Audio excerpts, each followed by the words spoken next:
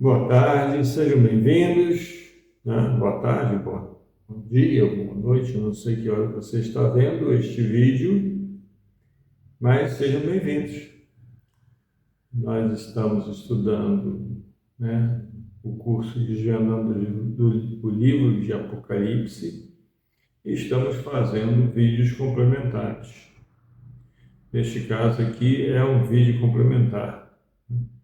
Geralmente eu solto os vídeos complementares no sábado.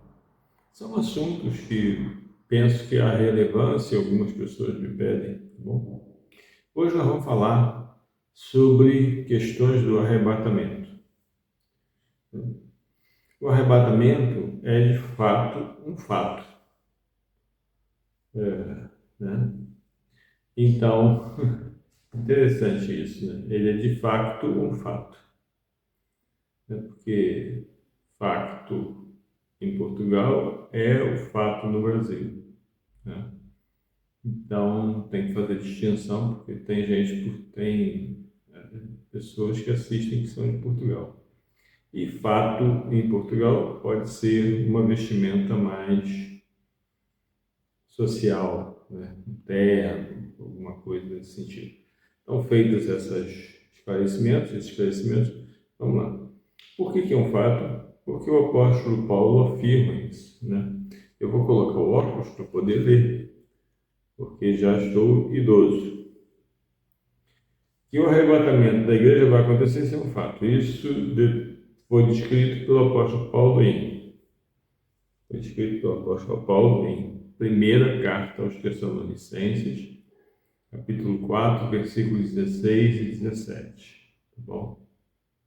Porque o mesmo Senhor, versículo 16, descerá do céu com alarido e voz de arcanjo, e com a trombeta de Deus, e os que morreram em Cristo ressuscitarão primeiro.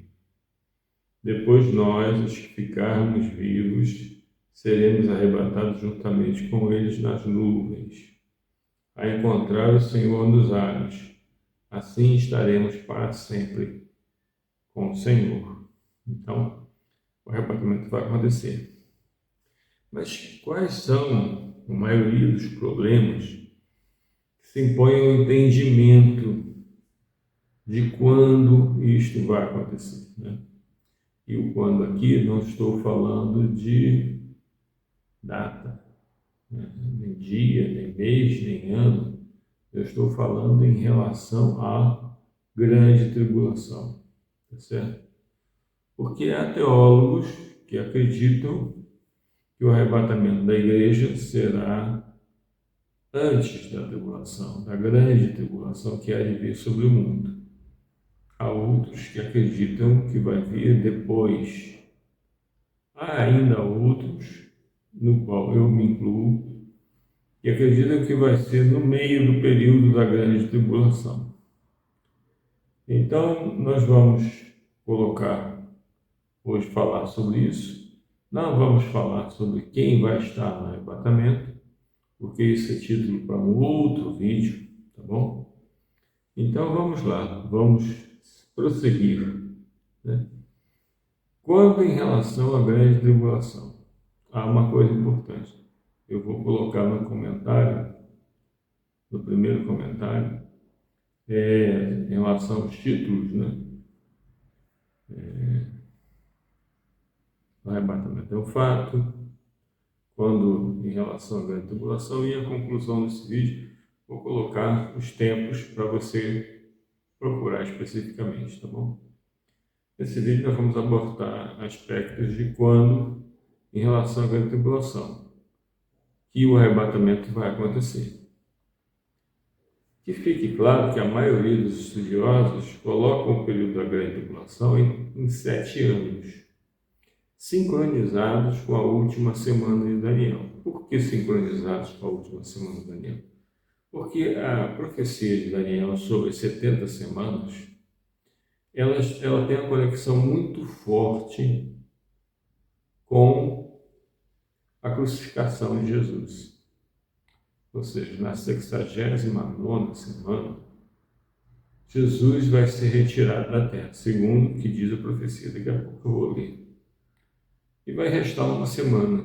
Essa semana, o cronômetro de Deus, dos judeus, vai parar e vai começar o cronômetro dos gentios, que somos nós, tá bom? Somos nós. São os que não são judeus, necessariamente. Então eu vou ler aqui no trecho da profecia de Daniel, no capítulo 9, do versículo 24 ao versículo 27, que diz o seguinte: 70 semanas estão determinadas sobre o teu povo. O anjo está revelando da parte de Deus a Daniel o que vai acontecer com o povo dele. Daniel estava cativo em Babilônia, só para vocês lembrarem, tá bom? Por volta do ano de 550, 570, não sabemos quando essa profecia foi escrita. 70 semanas são determinadas sobre o teu povo e sobre a tua santa cidade, Jerusalém, para cessar a transgressão e para dar fim aos pecados. Preste bem atenção, cessar a transgressão e dar fim aos pecados. Para expiar a iniquidade e trazer a justiça à terra. Selar a visão e a profecia, para ungir o Santíssimo. Então, 70 semanas até que o reino milenar comece para os judeus. Bom, o reino que eles esperam que o Messias domine sobre toda a terra. Sabe e entende, desde a saída da ordem para restaurar e edificar Jerusalém, até o Messias, o príncipe, haverá 7 semanas e 62 semanas, ou seja, no total 69. As ruas e o muro se reedificarão, mas em tempos angustiosos.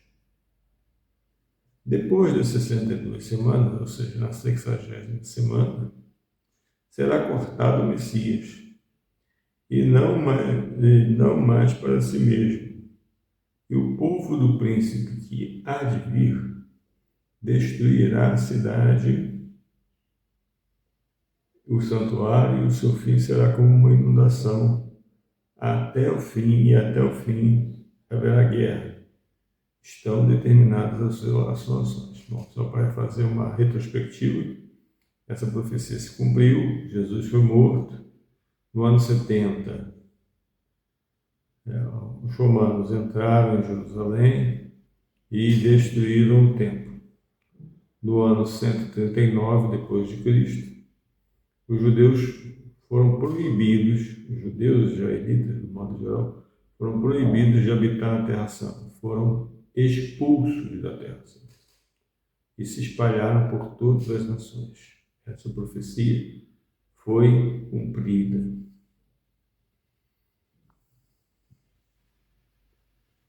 Ele, quem é ele? O príncipe das nações, que há de vir, firmará aliança com muitos por uma semana, e na metade da semana fará cessar o sacrifício e a oblação. Sobre as asas da abominação virá o assolador, isso até a consumação, e que está determinado seja derramado sobre o assolador. Então, nesta hora, o que vai acontecer nessa última semana? Ou o que vai determinar que comece? Vai haver um homem incumbido de poder, nós não sabemos ainda o tipo de poder, porém será um representante do antigo Império Romano. Você pode dizer, o Império Romano não existe mais, mas não se esqueça que a maioria dos países da Europa são de fato herdeiros do Império Romano. O mercado comum europeu é uma péssima forma, tá, do Império Romano reviver. Ainda está longe? Está perto? Não sei. Mas o representante, né, da Europa virá sobre o mundo e farão concertos com muitos. Tá? Este sinal é importante. Essa pessoa fará um concerto em que haverá paz em Israel. Obviamente, Jesus também fala que a figueira brotará. Quando a figueira brotar, sabei que está perto o verão. Ou seja, a figueira é um símbolo de Israel. Israel já brotou em 1948, passou por diversas guerras e venceu todas, até o presente momento. Então, nós estamos já nos aproximando dessa última semana. Quando entrar essa última semana, os teólogos, e eu também acredito nisso, que a última semana para os judeus será a mesma última semana da grande tribulação, tá? Que é descrita em Apocalipse. Ora, há também uma menção nessa profecia que no meio da semana, o anticristo, representante desse continente, Europa, fará cessar o sacrifício e a oblação. Sacrifício e oblação, nós estamos falando do templo dos judeus. Então, para que faça cessar o sacrifício, da oblação, significa que ele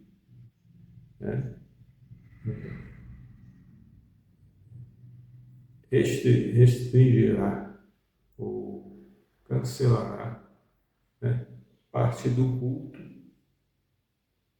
a Deus no templo judeu, que vai ser reerguido. Este é um sinal que também mostra que a última semana de Daniel está chegando. Bom, mas eu não quero me deter muito tempo nessa explicação. Essa explicação da profecia de Daniel. Nós estamos falando sobre o arrebatamento. Estamos situando o arrebatamento em relação a esse período de 7 anos. Só para registrar, 7 anos significa um dia para cada ano. Ou seja, 7 dias, uma semana, significa um dia para cada ano. Então, uma semana de 7 anos, tá? Só para ficar claro. Eu, assim como outros, acredito que esses 7 anos serão divididos em 2 períodos. Um período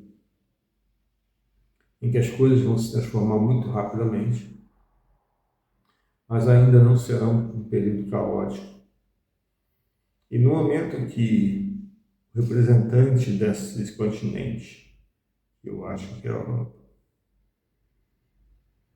o anticristo, vamos dizer assim, fizer cessar o sacrifício e a oblação, em outro texto, Paulo vai dizer que ele se sentará no trono de Deus, querendo parecer Deus.